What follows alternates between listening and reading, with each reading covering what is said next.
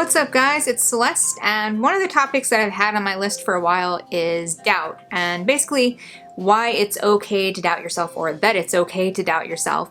And I'm definitely going to get to that topic at some point, but I was thinking about it and I decided I wanted to make one kind of from the other side of that, which is how important it is to make room for other people to question themselves and to have space to explore themselves. For some reason, there's this idea in our society that you have to be entirely sure about everything about yourself. Everything about your identity and your likes and dislikes and just basically like everything about your life. Like you have to know what career you're going to have, and that's like your one career, like your one calling that you have for the rest of your life, and like that's it.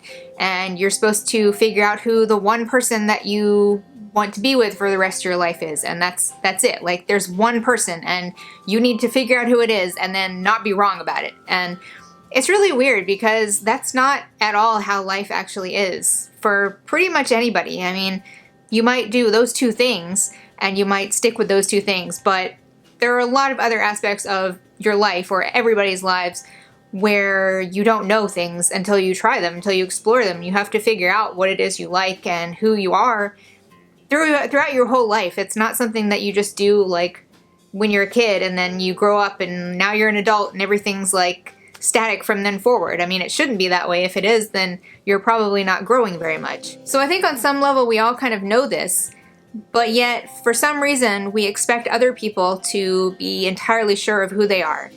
And definitely one of the biggest like areas that this is a concern is with identity and with sexuality and gender, because there's so much stigma against people identifying a certain way and then changing it later.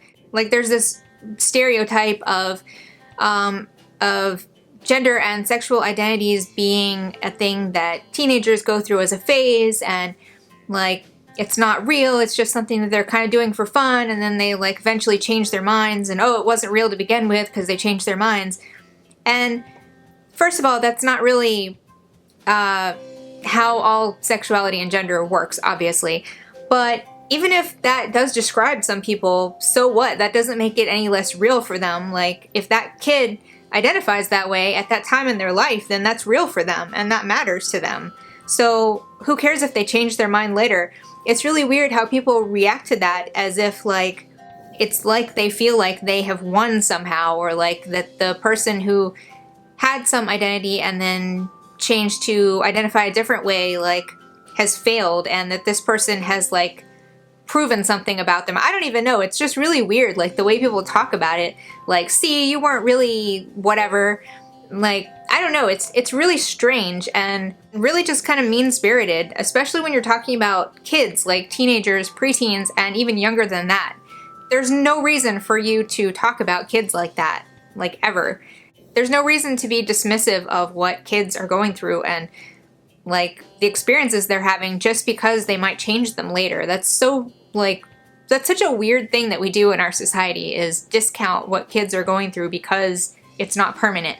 Like I was saying, most things that most people go through in life are not permanent. So it's really strange how we are so dismissive of kids and what they feel and what they go through and like how they see themselves and how they see the world. And it really bothers me, but I'm trying not to make this whole video about that because I really probably could, because I have a lot of feelings about how we treat kids in our society. But my real point here is that because of that pressure, it makes it really difficult for a lot of people to really explore themselves in like a safe and comfortable way, because they have to feel like they're either having to hide it from other people, just do it by themselves, like in their own time, or subject themselves to the risk of being ridiculed or rejected or like whatever. So I think it's something that we all can kind of do, is try to be more cognizant of the ways that we are sort of imposing our limitations on people and like expecting them to stay a certain way forever. If you knew somebody identified in a certain way and then later they changed their mind, don't make fun of them for that. Just accept that they have changed their mind, that they have now had some different experiences, or they've done some self-reflection, or they've learned more about sexuality or gender or whatever aspect of identity this is, referring to. And they've just come to a different conclusion now, and they're at a different point in their life. That's really all it is.